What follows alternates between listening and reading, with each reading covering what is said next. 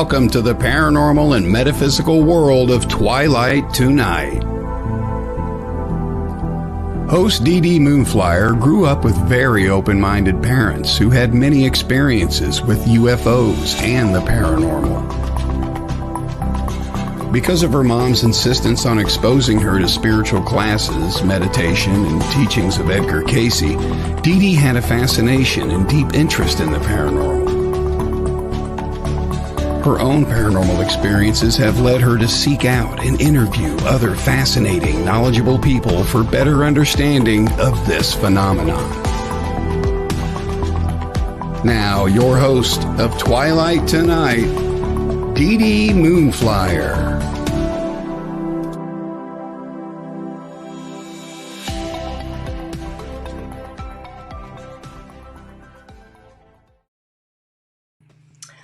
Happy Friday, everyone. Tonight we have Paul Darrell Roberts in the house. I'm so excited. You guys need to check out all of his books, which he has a lot of paranormal books out. Paul, what is it, over 70 books? Yeah. It is a lot of books. It's about 73 books, yeah. Oh my gosh. With the paranormal, there's a lot to write about. Yeah. You've done such amazing stuff, Paul. And I know we're going to have Danielle on tonight, but you're an endless wealth of knowledge. So this won't be a boring moment. Yes, and bless Danielle's heart. Danielle Diva-Borozan is supposed to be on this show, but she fell ill. And so prayers that she gets better soon and then she could be on this show. Yeah, I hope you get well soon, Danielle, because I'd really love to talk to you and love to have you and Paul on Twilight Tonic Paranormal Podcast. I think that would be a lot of fun, too. Oh. So, Paul, what are you up to these days? I know you have other projects you're starting. Oh, yeah. October 14th, Saturday, we have the big, our HPI annual UFO ghost hunt. And this is the first time we combine a ghost hunt with a UFO hunt.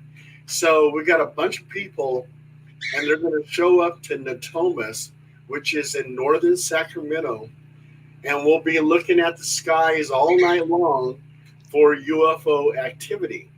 And also, too, there's this creek. It's called Bannon Creek, and it runs alongside this house. And there's a lot of open field for people to sit down and look for UFOs, but also too, Bannon Creek is very haunted. So at one point in time, there was a lot of homeless people living on the creek, and some people, unfortunately, died at the creek. And we did an investigation there, and sure enough, we got some EVPs, so it showed us that it is haunted, and there's these little bridges. And on one of the bridges, like an orb will appear on the bridge. And so a lot of people see this little orb floating around at nighttime. So we got the ghost hunt going on, and there's no more homeless people there. So they were all moved out because the city came in and said, you can't stay here, you can't camp here. So they're gone. But some of the spirits of the ones who died there are still there. So we got that going on, and that's an all-nighter. We got the Sacramento News and Review. They're going to be there to do a story. So it should be very, very exciting. I think it sounds like a blast. I have envy that that's going on, and I can't be there because I'm in Fort Wayne, Indiana. Yeah, where are you from, Dee? I'm from Dayton originally, and about 7 years ago, we moved to Fort Wayne.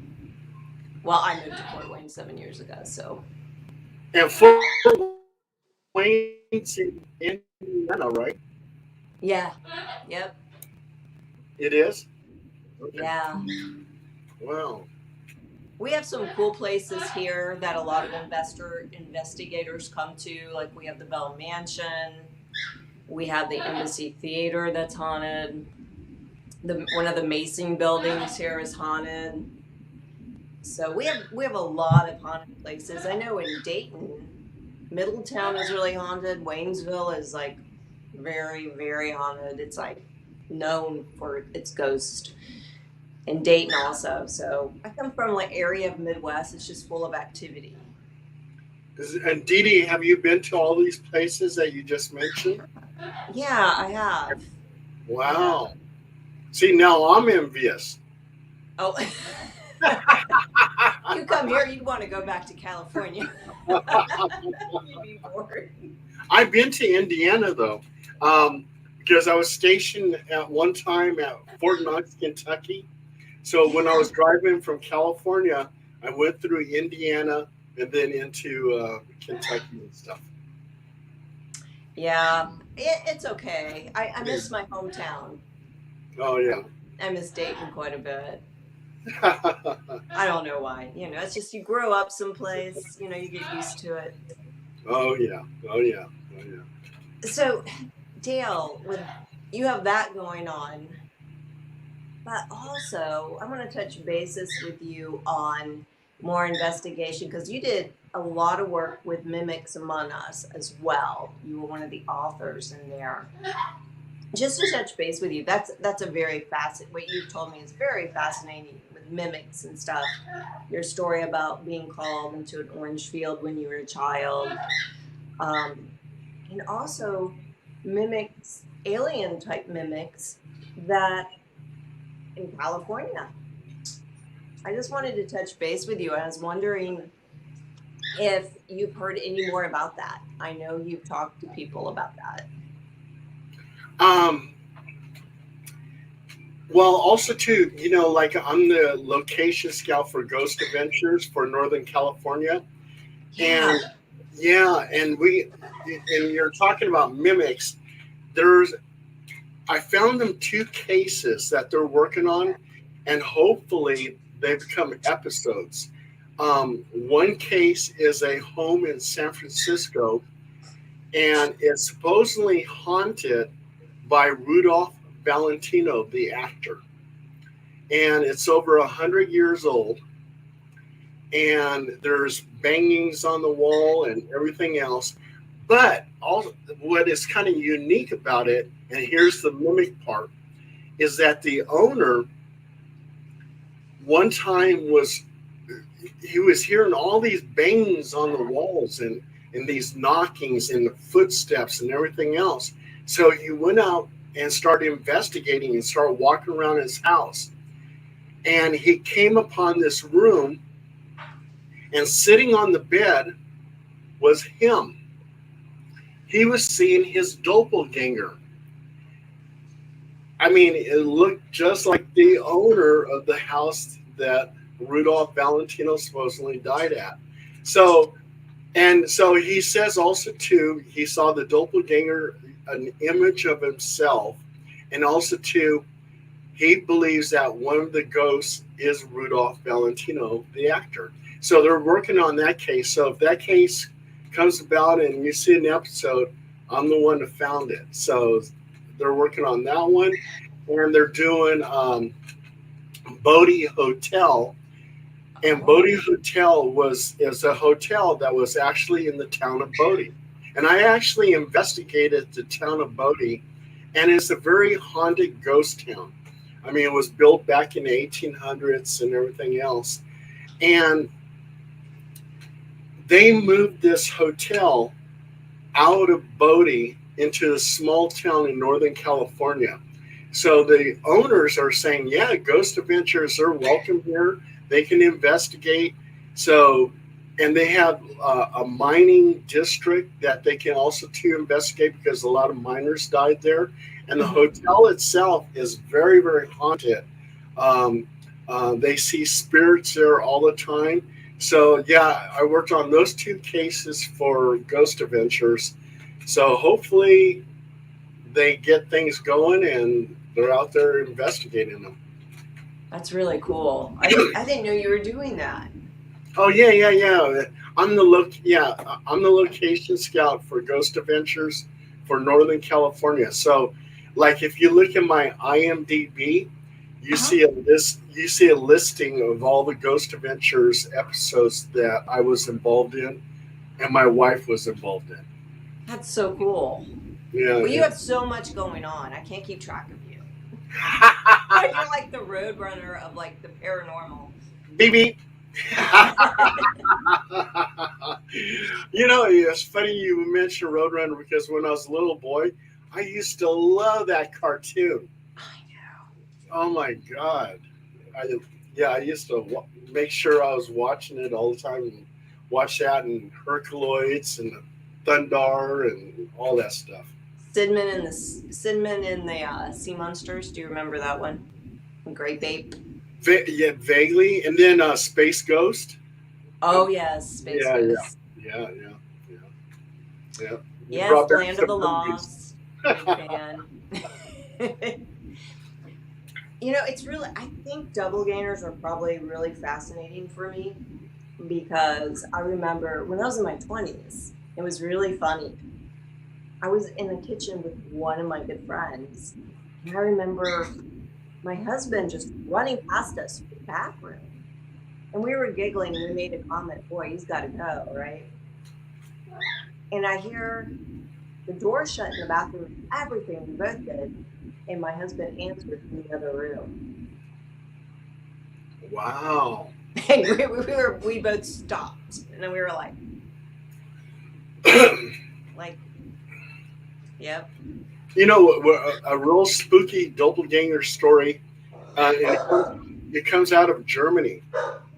And this woman is waiting at a bus stop, and she sees this bus going by. And on the last window of the bus, she sees herself, and she's waiting at the bus stop, looking at herself at the last window of the bus.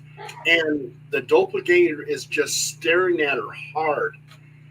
And she's like totally freaked out and go, oh my God, I just saw myself on that bus.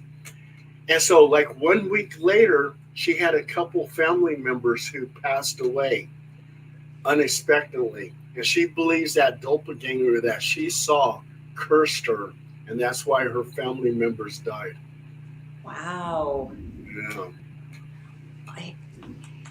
I bet Germany has a lot of crazy stories because what had went on in Germany over the years between the wars and everything else. Oh yeah, absolutely. When I was in Germany, I was working undercover narcotics with the drug suppression team, CID Criminal Investigation Division. So I was traveling all throughout Germany and staying in different hotels at these different cities in Germany and looking for drug dealers. That was my job. I was a MP, military policeman, but they needed young guys to work undercover. So my code name was Pork Chops. So I traveled, Pork Chops, that was my name. And, and I'll tell you how I got that name. Okay, so the Special Agent White over with Criminal Investigation Division, CID, I asked him, I said, why is it that they call me Pork Chops? How come that's my code name? And he goes, well, because you're a blank Puerto Rican. I go, I'm not Puerto Rican. I guess Puerto Ricans eat pork chops. And I go, no, I'm not Puerto Rican. And so that's how I got the name Pork Chops. But we all had some crazy nicknames. But there was a situation over there, a couple of paranormal situations that I had. And Germany is very haunted. We have all those castles and everything else, right? So in one of my cases, I heard this plopping sound. And I was undercover by this nightclub, but you can hear this plopping sound and it hits the sidewalk. Well, come to find out, it was a woman who jumped from the 5th floor of this building, and she hit the sidewalk and passed away. Well, her ghost, I had to go back into that area again. Her ghost, her spirit, actually started haunting that place. People were seeing her. So we had that situation. I never saw that, but we had that situation. And then we had another situation where a woman that I met, her father was a Nazi, and she had pictures of her father, and he was wearing the Nazi uniform. And she, in turn, somehow got kidnapped by these Middle Eastern people who wanted revenge on her father. And they drugged her, and she became like a zombie. And that story was actually published in Brad Steiger's book. And Brad Steiger is a very renowned paranormal investigator and author. Right. And so he took that story, he had a zombie book, and he put that story in there. But she was actually like a zombie. It was like they had complete control over her mind.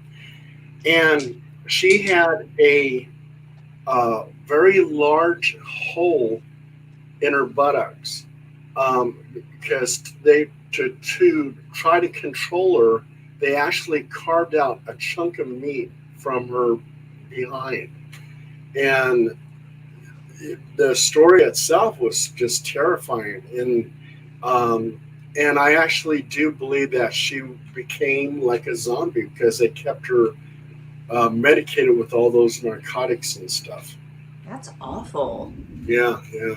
Oh my gosh, was that back in the 40s, 50s? Oh, no. During my time in Germany, I was there from 74, 76. That's where I met her. And then she was kidnapped before that, like in the 60s. Yeah. Wow, that's horrible. Yeah, that is horrible. Yeah. Oh my gosh, who does that stuff? I know. And yeah, and Brad Steiger asked me if I had any zombie stories. Well, I had a couple, and I had that story because she actually became like a zombie. And there's more detail to it, than that. But and he says, yeah, she was a zombie. He classified her as a zombie and placed her in his book. Oh, that's frightening. Oh yeah, very frightening. Oh my gosh! Wow. I know. Gives me the creeps too. Yeah, I don't like that. Oh my god. The zombie thing has always gave me kind of anyway.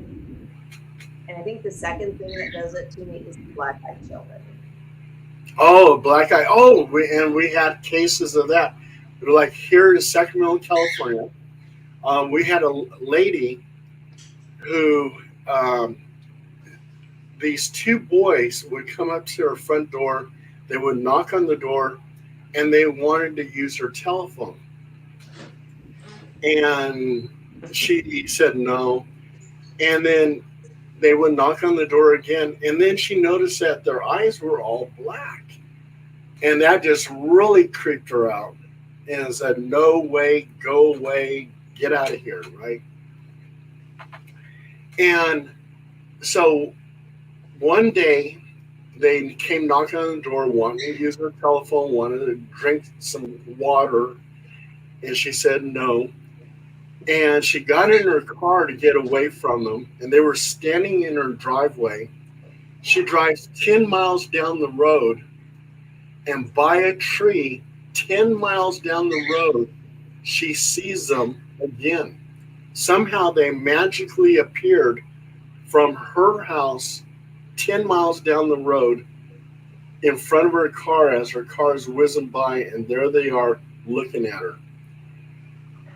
So they finally just kind of vanished, disappeared. They weren't knocking on her door anymore. And this family moves into the house next door to her. And come to find out, they had two boys that actually looked like the black-eyed kids. But their eyes were normal, and they were normal kids. So there we go again with the mimic thing. you had these two boys with black eyes harassing her, and then they're gone. A family moves in, and they have two boys that look just like the black eye kids, but their eyes are normal. Mimics. Yeah, those kids, I think when I first heard about them, it was on a podcast before I considered podcasting.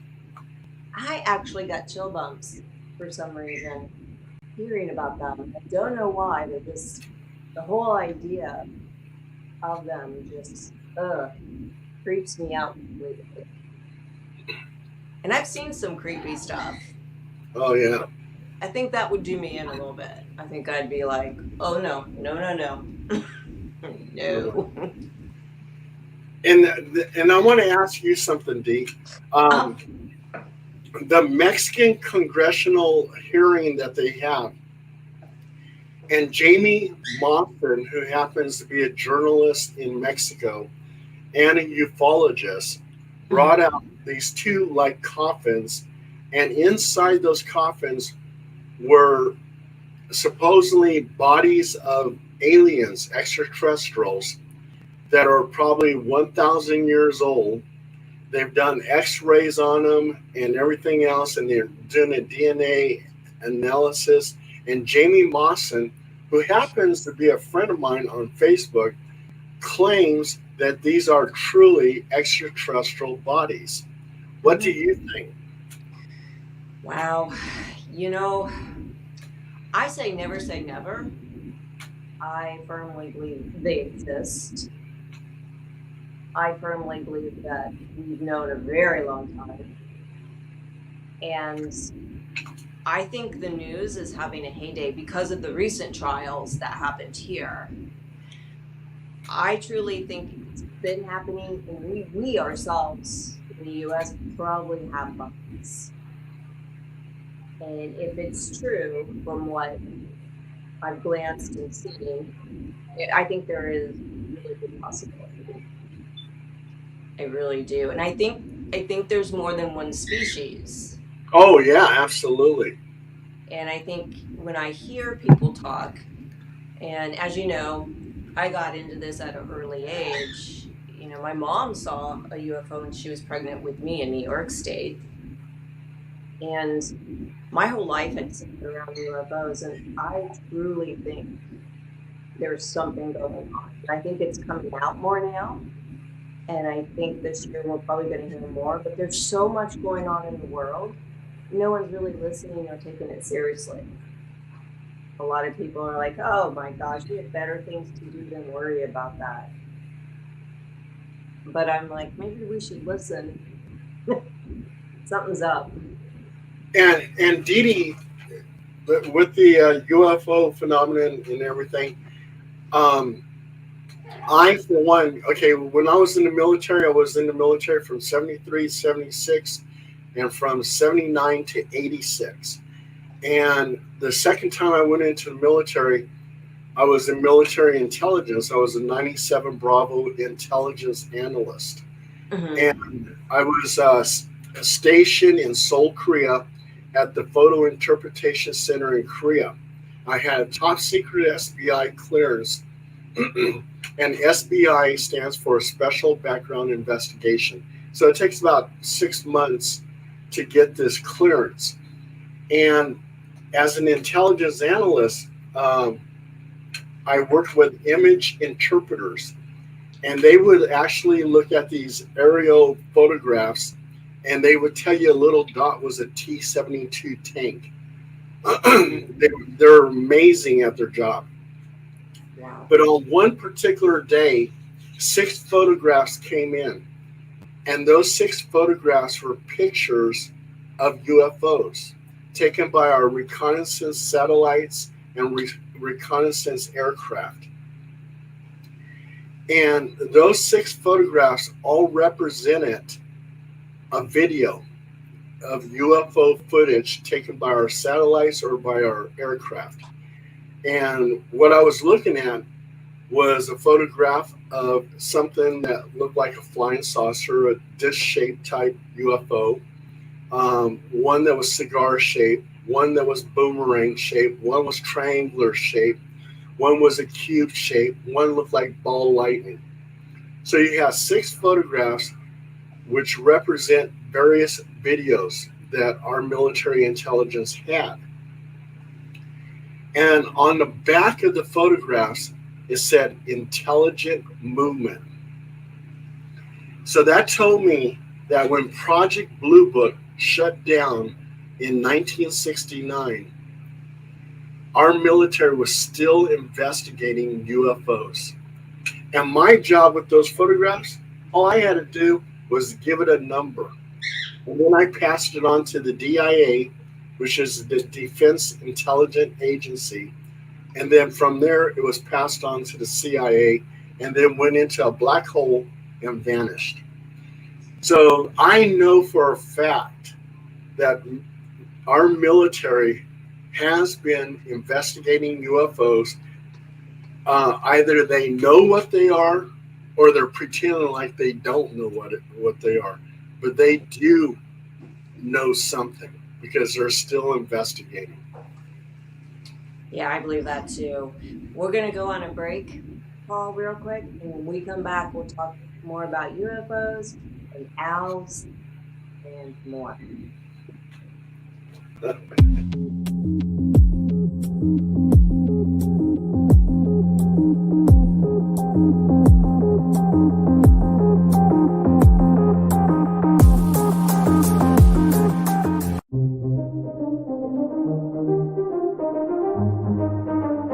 Looking for a unique paranormal experience? The Haunted Rock Island YMCA Paracon, October 7th, from 10 a.m. to 6 p.m. is just the event you're looking for. You will have the opportunity to investigate the Haunted Rock Island YMCA with ACG Paranormal. Visit with over 60 paranormal and metaphysical vendors from 8 or more states. And pre-order your t-shirts at dvinar@aol.com. Visit a psychic gallery reading, mediums, tea leaf reading, animal communication, dream interpretation, aura reading, tarot and oracle card readings, or get a Reiki healing. See a demonstration of the Estes method by Carly Bird. Presentations by Nick Simons and Aaron G. Thompson of 28 Days Haunted, Greg Bakken from Ghostbox Radio, and headliner Rick Hayes, along with many folks you'll see on Paraflix. Be sure to like and follow our sponsors: Paraflix,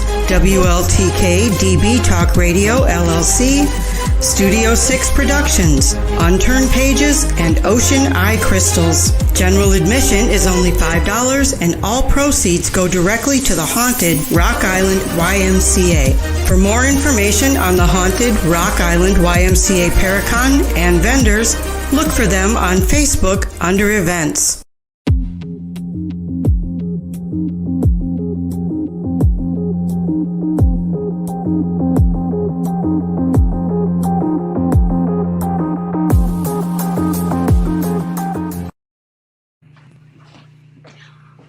Oh, I like that. Oh my God, that's a Pekingese.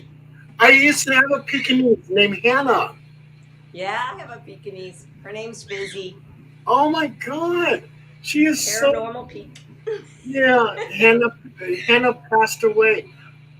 Oh my God, I gotta show you my Hannah. Wait, hold on.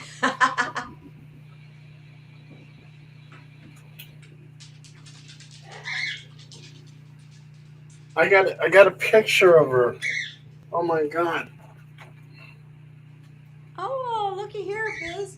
Oh my God. And then that's Hypey. Oh my, and he passed away too.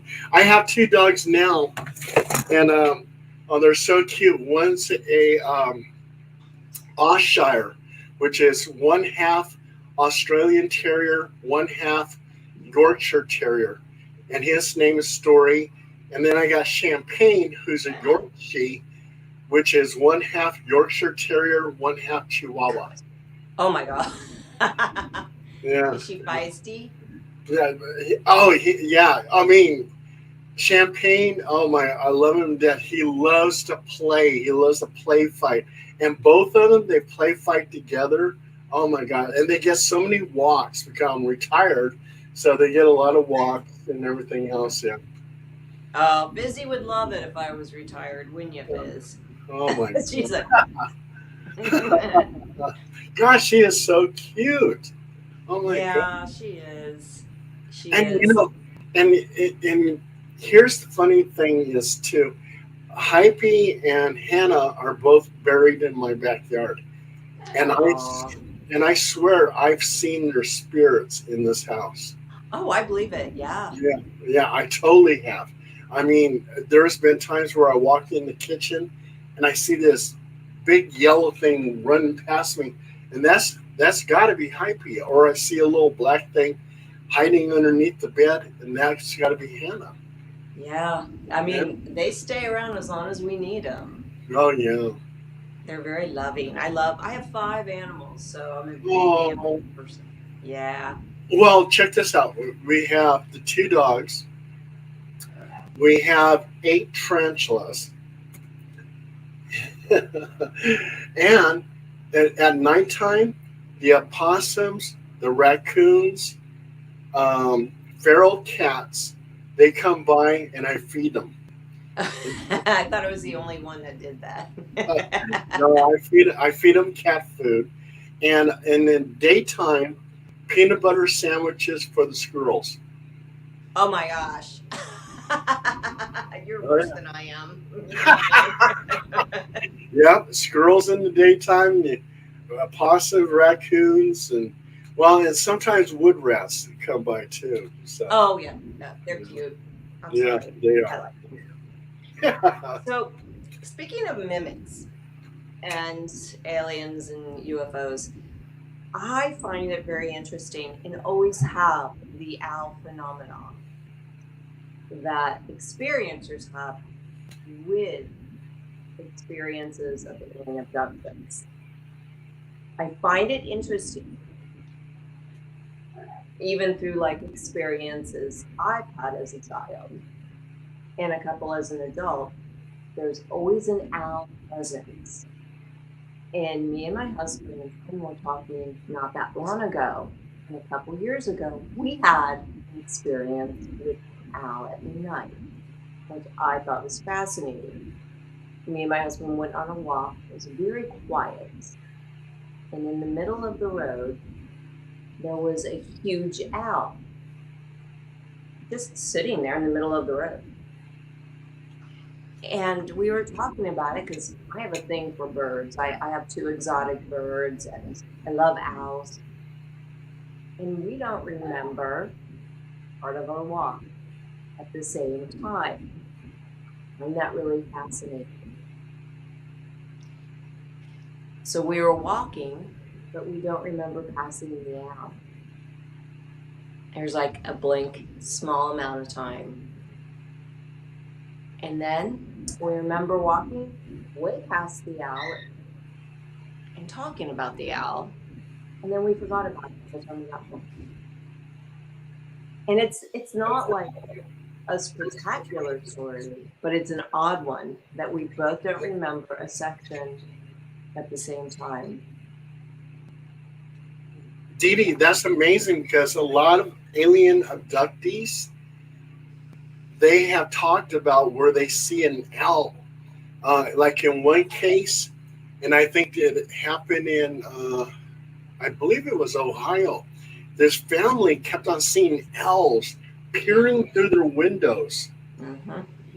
And as they kept on looking, I think it was the 3rd night, as they were looking at these owls peering through their windows, those owl faces all of a sudden morphed into a gray alien looking at them.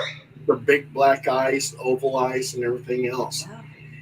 Yeah, and they had a situation with some missing time too. But they were being observed by extraterrestrials that had looked like owls. So your story is very fascinating. I mean, I believe maybe something happened with you and your husband because you were experiencing something like that. Yeah, it was really interesting because we didn't think about it for probably about a year. it's been like a year, and our friend was over one night, and we were talking about, my home conversation is always something like UFOs, paranormal. We sit down and discuss things. And we looked at each other, and we're like, do you remember walking past the owl? And we both were like, no, that section's completely gone. So we found that fascinating, a little bit disturbing. We were like, oh, right here in Sacramento, California, we have what is called the Tower Bridge. yeah. And a lot of people think that these witnesses had seen a large owl. But these people, these witnesses, are actually saying they saw Mothman. And Ooh. Mothman is very famous, Yes. because of Point Pleasant, the Silver Bridge collapsed, something like 48 people died after Yeah. they seen the Mothman. And they believe that Mothman was somehow went through a portal at the TNT factory, somehow caused a rift in time and space, and Mothman appeared. And there was situations where people are driving down the road at 100 miles an hour, and Mothman's keeping up with them. Well, here in Sacramento, California, at the Tower Bridge, something like 1, 2, 3, 4, I think, about 4 witnesses claim up and down that they saw Mothman perched on the Tower Bridge and then flew away.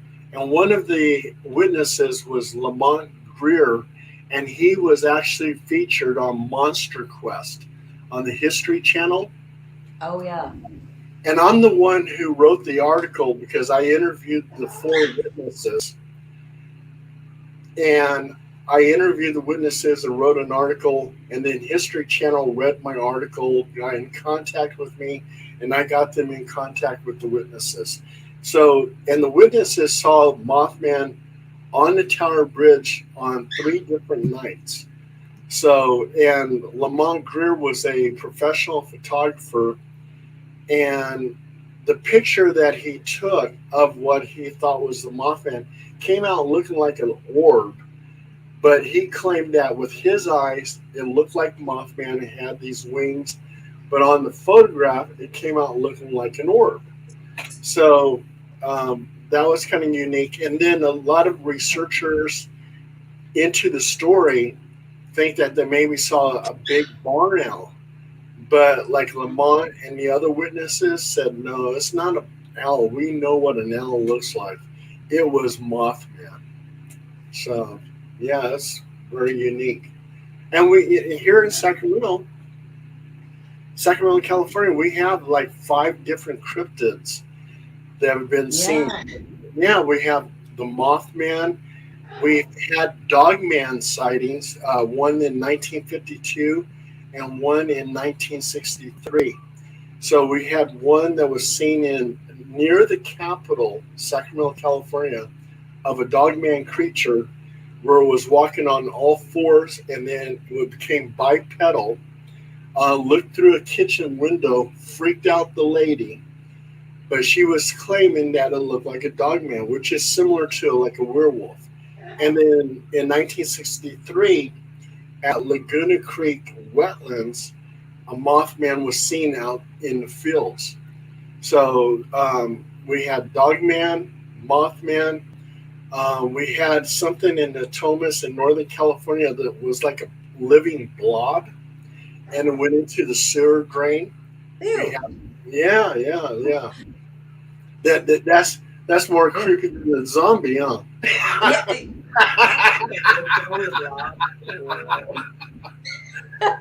Oh my God. Yeah. So we have 5. I'm trying to think. This one not too creepy. Again, the Laguna Creek wetlands. People were seeing a giant salamander. So I wrote an article about it. I went out there to investigate. I never saw the giant salamander. But as I wrote the article, I got contacted by 2 UC Davis students, and they said, Paul, please don't publish our names, but we're the ones who released the salamander into the wetlands. And the reason why they did that, because UC Davis was going to terminate the life of that giant salamander, and they didn't want to see, they didn't want to see him die. So they actually released him. They said, please don't publish our names. And I said, okay, I won't, and everything else. So so that's how the giant salamander, which became a cryptid, because it's like an unknown creature out there. How big is the salamander supposed to be? It was like, if I would say maybe about 5 or 6 feet, almost. Yeah. But in the wetlands, there's a lot of bushes out there for a hide in. So yeah. And then the other one was called the wet lash, and was a water elemental, and that was seen at Garcia Bend by the Sacramento River.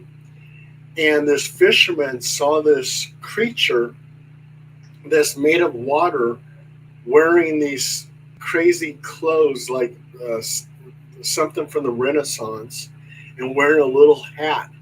And this, and this this water creature, water elemental, actually caught a fish and then went back into the water. And there's another cryptid I forgot. In the Sacramento River, also 2 people have seen river serpents. Oh my gosh. Yeah, long snake type things. Wow. Yeah. And along the Sacramento bank, other people too have said that they've seen large salamanders. So I don't know what that situation is. I never really looked into it. And Folsom Lake at one point of time, which is near Sacramento, had a lake serpent seen in there. So another river monster or lake monster. Yeah. Interesting. Yeah, and right here in Sacramento, California, about 5 or 6 cryptids right there. Now, I know in Indiana we have dogmen. You have dogmen? Okay. We have dogmen because they think they migrate from here down south, from my understanding. We have Bigfoot, several sightings, of course, and quite a few UFO sightings, from my understanding, in some areas. So I'm not quite sure if we have anything else, but I believe those are the major ones in this area. When I went, my investigation in Mount Shasta. Okay, here's a very mystical mountain. They say the last of the Lemurians live in caverns in Mount Shasta. UFOs are seen coming and going, sometimes going right into the mountain and disappearing, coming out of the mountain. Military aircraft sometimes going into the mountain. So I don't know if they're in cahoots with the aliens. Bigfoot is seen. Ghosts are seen because they actually had a massacre where settlers were fighting with the Native Americans. And so you had spirits of those deceased warriors out by Mount Shasta. And they say don't go above the tree line because it's very cursed at Mount Shasta. And I've heard that. Yeah, and David Paulide's Missing 411, he talks about 2 Mount Shasta cases.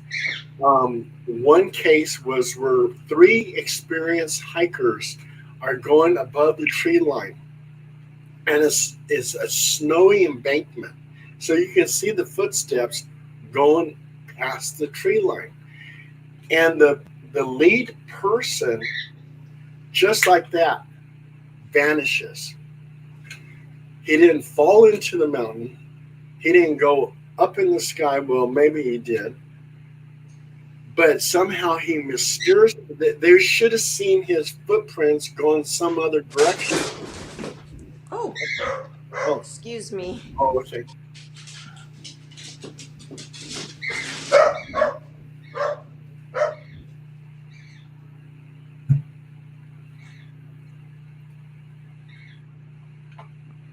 am so sorry. My bird Oh, no, went no, no, off her no, no. perch and onto the floor. No.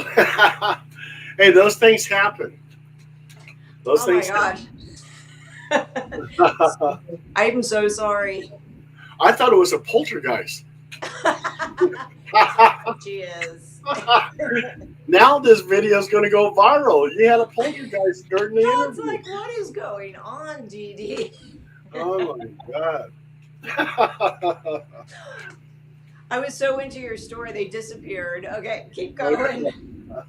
Okay, so anyway, yeah, the lead hiker just vanished. I mean, his footprints just stopped, didn't go anywhere else, and right there at that point, he just vanished. Where did he go? They never found him. They had search parties out there.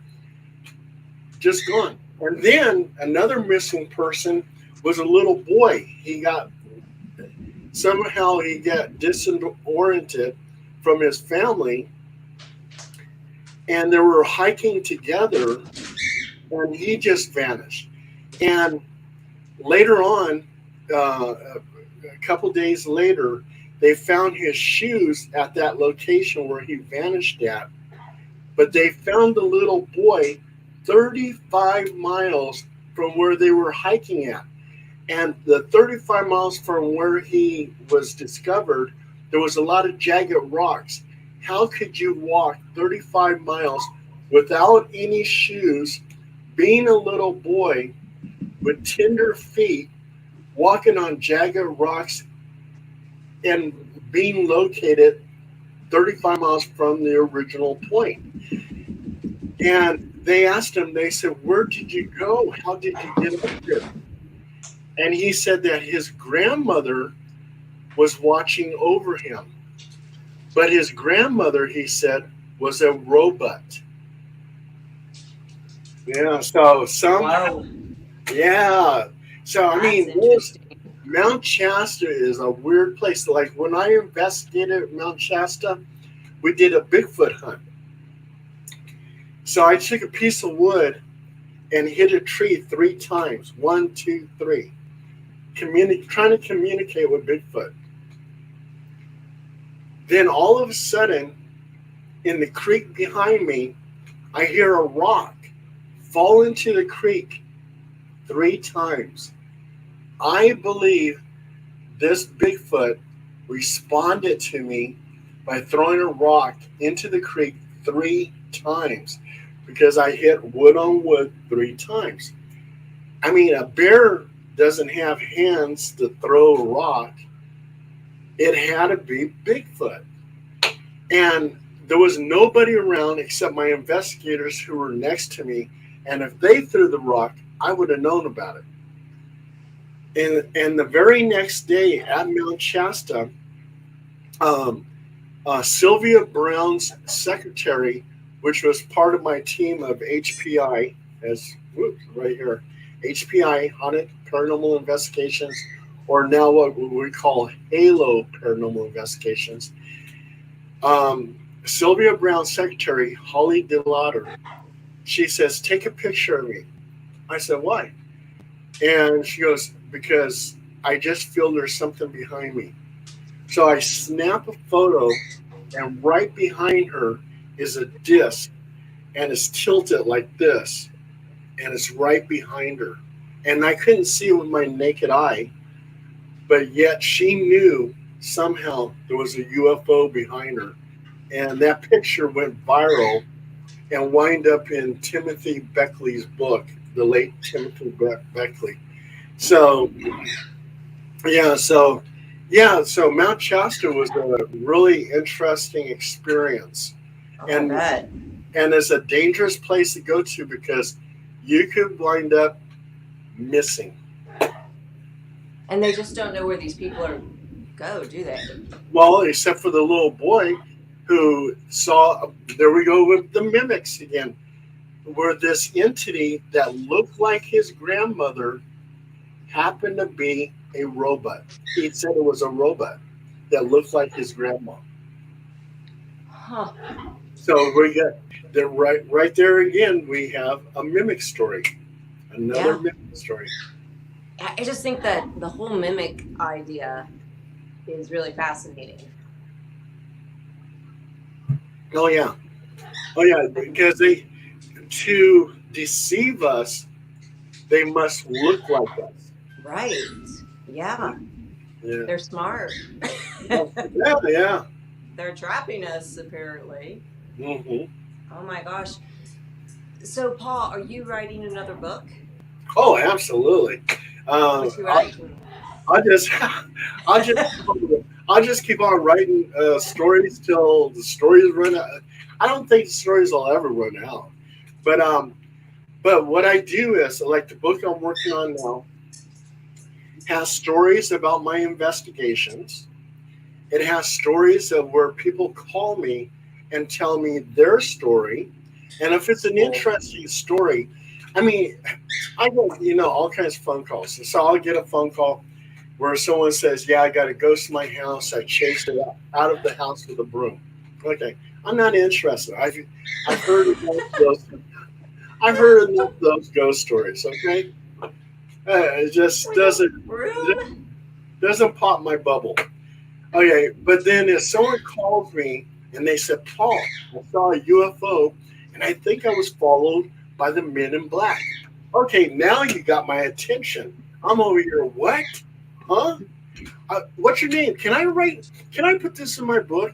So I put people with interesting paranormal stories into my book. But if the story is something very common, like you got a ghost in your broom closet, I don't really care. I was like, okay, are we done yet? Okay. But if something's looking in your window that looks like oh yeah, there you go. What, look like an owl? Now you got my attention. So certain stories get my attention, and those stories I will write an article about, and I'll put it into my book. Right now, I'm working for Phenomena magazine out of England.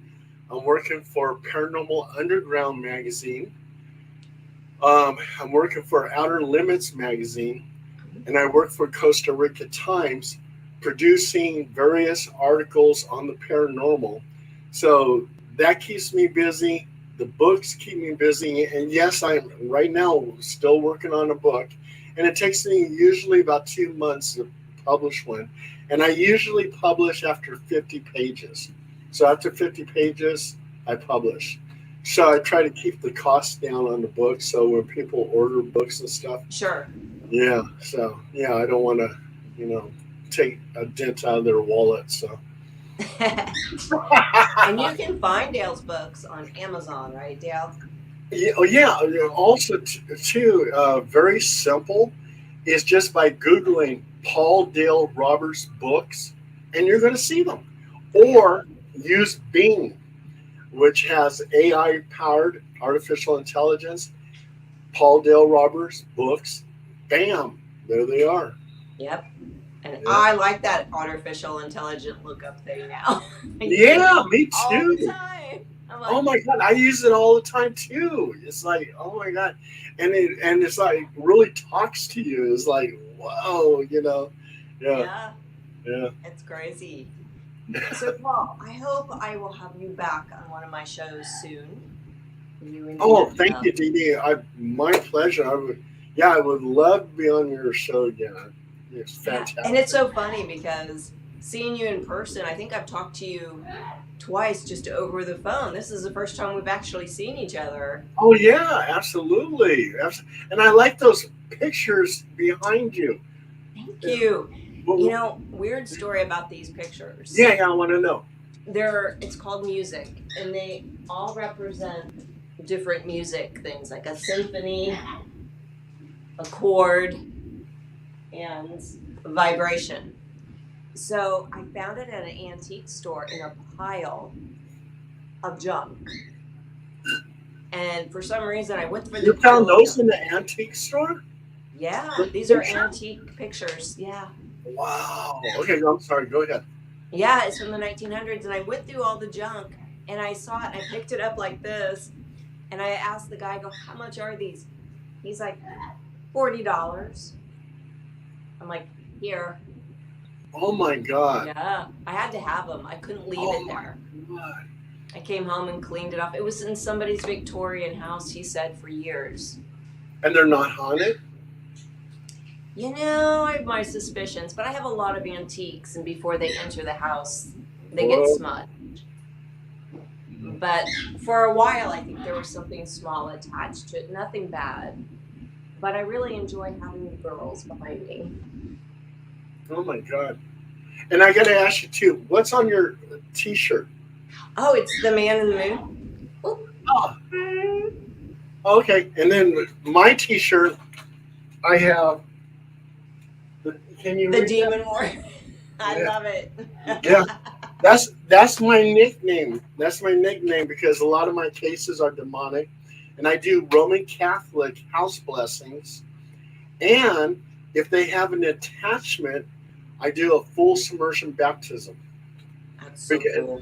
And that's a basic form of exorcism. Awesome. Dale, our time is gone, but I will get back with you on more dates this week after things calm down. Yes. Mwah. It's good seeing you, Dale, and I will talk to you soon, Paul. Thank you. Calling you Dale. I don't know why. No, that's fine because my parents call me Dale. And that mimic from the Orange Grove was said, Dale, come here. Dale, come here. Remember? Yeah. Yes. That's probably stuck in your mind. Bye, Dale. Okay, bye. The truth is here and now on WLTK-DB Talk Radio at WLTK-DB.com.